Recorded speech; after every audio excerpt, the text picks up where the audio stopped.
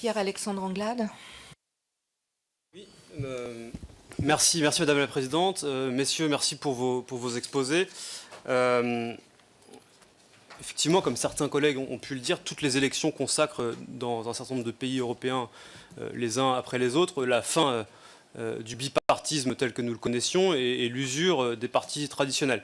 Et donc l'élection italienne est venue confirmer cela, et je crois que le cas italien dépasse largement les frontières de la seule péninsule, et donc ça doit nous amener collectivement à réfléchir sur les causes qui nous ont amenés dans cette situation. Les causes, on les connaît, elles sont identifiées depuis très longtemps. C'est effectivement, comme les uns et les autres ont pu le dire, l'incapacité de l'Europe à peser sur les grands sujets. C'est le sentiment d'éloignement, d'abandon dans la mondialisation, comme le disait Madame la Présidente. Et dans le cas italien précisément, c'est l'absence de réponse européenne à la crise financière depuis un certain nombre d'années, et plus dramatique encore à la crise des migrants, comme on l'a pu le voir ces jours-ci. Et donc tous ces éléments expliquent la situation dans laquelle se trouve l'Italie.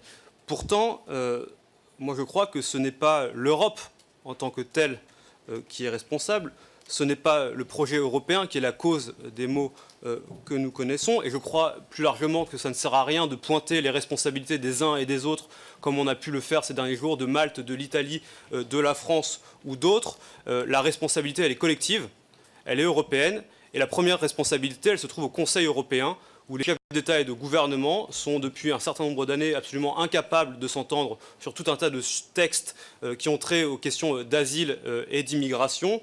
Et on l'a vu encore, on le voit notamment avec le règlement de Dublin qui est bloqué depuis près de 2 ans au Conseil. Et donc, moi je crois que quand Matteo Salvini appelle à un axe des volontaires, comme l'évoquait mon collègue, c'est plutôt d'un axe des responsables dont l'Europe a besoin.